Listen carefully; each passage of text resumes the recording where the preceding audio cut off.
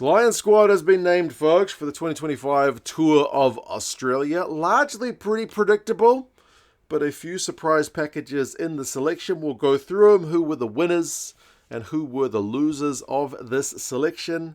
You guys can let us know what you think the expectations are for this team, but when they head down to Australia. So, squad was named last night for me. It was the middle of the afternoon over in the UK, but got up to watch this one in the middle of the night, a bit bleary-eyed, but it was largely predictable. Why do I say that? Because the core squad is pretty much the one that everybody called. I had a look at all the pundits' predictions, chucked them all into a list and filtered them out by the most selected guys, and they got, collectively, 33 out of the 38 guys correct, which is not bad. And the guys who got in, who weren't necessarily the consensus picks, were usually picked by at least one or two people. I don't think there's anybody who was totally outside the mix at all that made the cut. So who are the winners and the losers? I think you got to go with Pollock as the number one winner because the guy is very limited in his test match experience, but certainly not limited in talent. That guy has been tearing it up for Northampton, managed to get his first England cap during the Six Nations, played very well against Leinster the other day, but I don't know, he felt like a little bit of a risky pick, just given how little we've seen of him at test level. But Andy Farrell, who answered numerous questions about him, came to the conclusion that basically if you are good enough, you're old enough, and it's not just the performances he's been putting in the last month that see him on the plane. So his selection means other people miss out. Who were the other guys that the consensus picks were from the pundits? They had Jack Willis.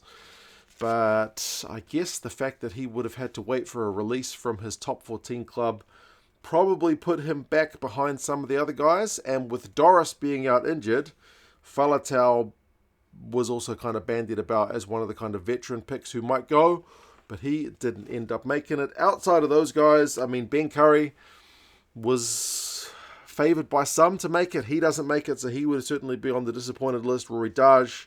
Likewise, there were a few loose forwards who will feel, I don't know, hard done by, but the loose forwards is probably the number one competitive area, not just of the British and Irish Lions squad, but just of teams generally. Most squads, I've said it many times, in the top, 15 sides in the world have really good loose forwards. So it's always going to be a really tough one to pick there. Who else were the winners? I think James Ryan wasn't picked by many given how little rugby he's had. He's had a bit of a rotten run with injury, but it does mean they are taking kind of an extra lock. And Scott Cummings was picked in the consensus picks by the pundits once George Martin was confirmed out injured. But Cummings and Ryan, I think, will certainly feel themselves winners in the locking stakes. And interestingly, Tyg Byrne, I still feel like might end up playing in the back row, given how many locks they've picked. And if Itoje is captain, I'm still not convinced that Farrell will start Byrne and Itoje, but I could be dead wrong. We'll see. We'll see how that one goes. Luke Cowan-Dickie, he made it ahead of Jamie George. That's kind of a flip on what the pundits were picking, although there were certainly people who thought Cowan-Dickie might make it, so that is a bit of a switch. And then Elliot Daly. Him making it is going to ruffle a few feathers. Certainly, there are some players who are just universally loved, and some players who are, from the get-go, pretty much divisive of fans. I feel like Elliot Daly is very much in the divisive camp. Even a lot of England fans don't like Elliot Daly. But he's very versatile, and he's got a big old boot. And I feel like having a big old boot is something that went into the selection of the squad.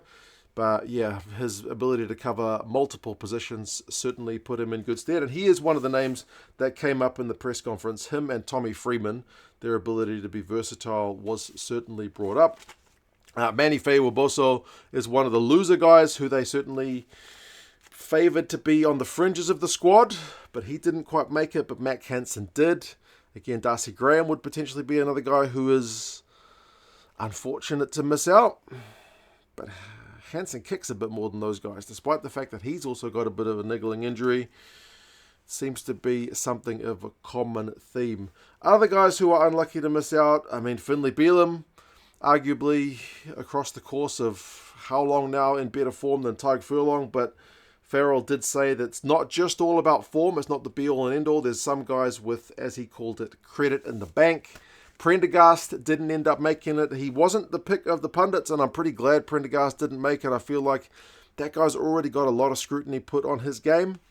Let him go off and develop. I would have picked Pollock to be in the same camp, to be honest. I would have thought they send him on a July tour without the pressure of British and Irish Lions to go develop, but they went one guy with development and one guy straight into the deep end, although Pollock maybe just ends up playing midweek.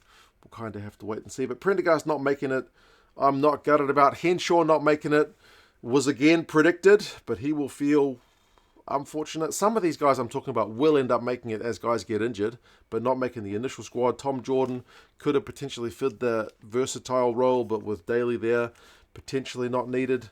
Marcus Smith, some people thought might miss out, but Farrell did talk about his ability to cover 10 and 15, essentially being a point of difference between him and some of the other out-and-out 10s. Owen Farrell didn't make it. Andy mentioned that he was in the conversation, but didn't really go much further than that. He did also confirm that Kinghorn's not going to be released, so we're going to kind of have to wait for him to finish his time with Toulouse before we get to see him in action for the Lions. Obviously, he's still recovering from injury as well, but that probably was not counting in favour of the other French-based guys. But yeah, like I say, I think largely pretty predictable, but I am satisfied that, they've taken a few guys for a bit of experience. Some guys will certainly break through and surprise.